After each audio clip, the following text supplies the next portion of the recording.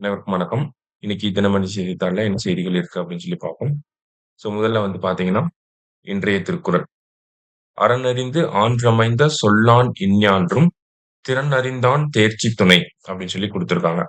அதாவது, அறத்தை அறிந்தவனாய், அறிவு நிறைந்த அமைந்த சொல்லை உடையவனாய், எக்காலத்திலும் செயல்திறன் அறிந்தவனாய் உள்ளவன் ஆராய்ந்து கூறும் துணையாவான் அப்படின்னு சொல்லியிருக்காங்க. அதாவது ஒரு அமைச்சருக்கான இலக்கணத்த சொல்லியிருக்காங்க. ஓகேங்களா? அறத்த தெரிஞ்சவனாகவும், தெளிவான சொற்கள பேசக்கூடியவனாகவும், எந்த காலத்திலயும் எல்லா விதமான செயல்களையும் முடிக்கக்கூடியவன் தான் ஒரு அமைச்சன் அப்படின்னு சொல்லியிருக்கிறாரு திருவள்ளுவர். திருக்குறள் எண் 635 அதிகாரம் அமைச்சு அப்படிங்கிற அதிகாரத்துல. அடுத்ததா 4 தொழிலாளர் சட்டங்கள் அமல் அப்படின்னு சொல்லி குடுத்திருக்காங்க.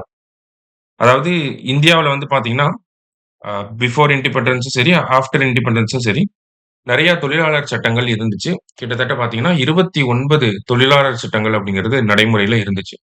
இப்ப இருக்கக்கூடிய மத்திய அரசாங்கம் என்ன பண்ணியிருப்பாங்கன்னா, அந்த 29 தொழிலாளர் சட்டங்கள் எல்லாத்தையுமே இன்டகிரேட் பண்ணி 4 தொழிலாளர் சட்டங்களாக கொண்டு வந்திருப்பாங்க.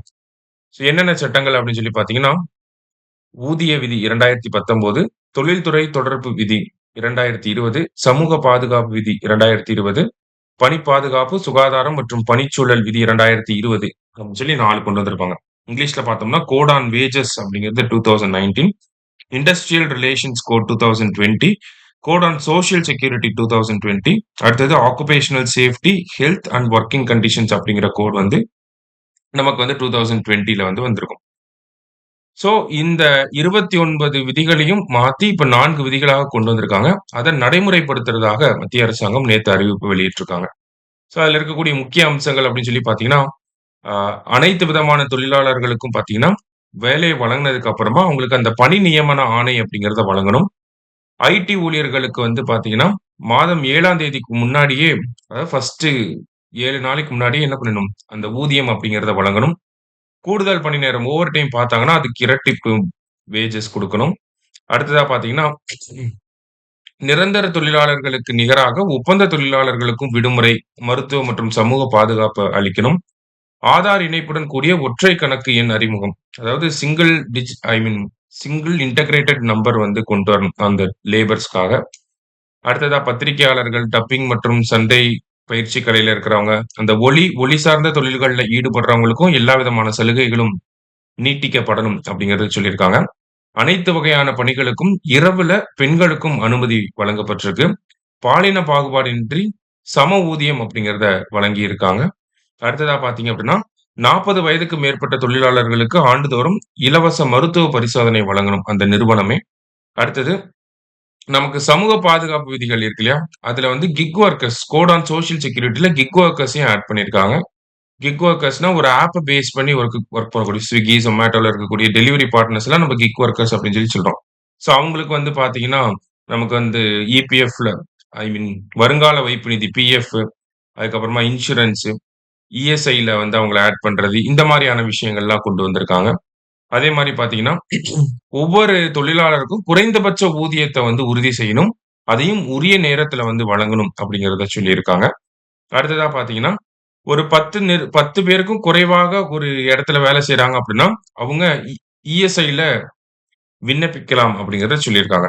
ஆனா, அபாயகரமான தொழில்கள்ல ஈடுபடக்கூடிய ஒரு தொழிலாளி இருந்தாலும், அவங்க கட்டாயம் அந்த இஎஸ்ஐல விண்ணப்பிக்கணும் அப்படிங்கிறதெல்லாம் சொல்லியிருக்காங்க. சில சிறப்பு அம்சங்கள இங்க குடுத்திருக்காங்க. மோர் ஆர் லெஸ் பார்க்கிறப்ப, நமக்கு வேஜஸ ரெகுலேட் பண்ணியிருக்காங்க. எப்பக்குள்ள வேஜஸ் குடுக்கணும் அப்படிங்கிறத ரெகுலேட் பண்ணியிருக்காங்க. ஓவர் டைம் பார்த்தா எவ்வளோ வேஜஸ் குடுக்கணும்? மினிமம் வேஜஸ் எவ்வளோ இருக்கணும்? அடுத்ததா கிக் வொர்க்கர்ஸ்க்கான சோசியல் செக்யூரிட்டி, அதுக்கப்புறமா ஜெண்டர் ஈக்வாலிட்டிய என்ஷூர் பண்ணியிருக்காங்க. ஸோ சம வேலைக்கு சம ஊதியம் அப்படிங்கிற விஷயங்கள கொண்டு வந்திருக்காங்க. இதெல்லாமே இந்த தொழிலாளர் சட்டங்களுடைய பாசிட்டிவ்ஸா இருக்கு. இது ட்ரேட் யூனியன்ஸ் எல்லாருமே பார்த்தீங்கன்னா என்ன சொல்றாங்கன்னா, இது எல்லாமே முதலாளிகளுக்கு சாதகமான ஒரு அம்சங்களாவே இருக்கு. நெறைய அம்சங்கள் வெளிப்படையாக இப்படி தெரிஞ்சாலும், அந்த கோட்ஸ டோட்டலா நம்ம ஸ்டடி பண்ணி பார்க்கிறப்ப நெறைய ப்ரோ எம்ப்ளாயர் புரோவிஷன்ஸ் அதிகமா இருக்கு அப்படிங்கிறத குற்றச்சாட்டா வச்சிருக்காங்க. சரியா? அத பத்தின டிஸ்கஷன்ஸ் இன்னும் செய்தித்தாள்ல வர வர நம்ம கூடுதலாக பார்க்கலாம். அடுத்ததா பார்த்தீங்கன்னா, நம்ம பிரைம் மினிஸ்டர் G20 மாநாட்டுல பங்கேற்கிறதுக்காக சவுத் ஆப்பிரிக்கா போயிருக்காரு. இந்த வருஷம் G20 மீட் எங்க நடக்க போகுது அப்படின்னா, ஜோஹன்னஸ்பர்க்ல நடக்க போகுது. அடுத்தது நெக்ஸ்ட் G20 மீட் எங்க நடக்கும் அப்படிங்கிறத கேட்கலாம். அது எங்கன்னா மியாமில வந்து நடக்க போகுது. ஓகேங்களா? இத மட்டும் இதுல தெரிஞ்சு வச்சுக்கலாம். மத்தபடி பார்த்தீங்கன்னா, இன்றைய செய்தித்தாள்ல பெரிய அளவு நமக்கு எக்ஸாம் பாயிண்ட் ஆஃப் வியூல இருந்தது அந்த இண்டஸ்ட்ரியல் ரிலேஷன்ஸ் ரிலேட்டடா இருக்கக்கூடிய கோட்ஸ் தான். இந்த 4 கோட நல்லா படிச்சு வச்சுக்கோங்க. சரியா? மீண்டும் நாளை செய்தித்தாள் வாசிப்பில் சந்திக்கலாம். நன்றி.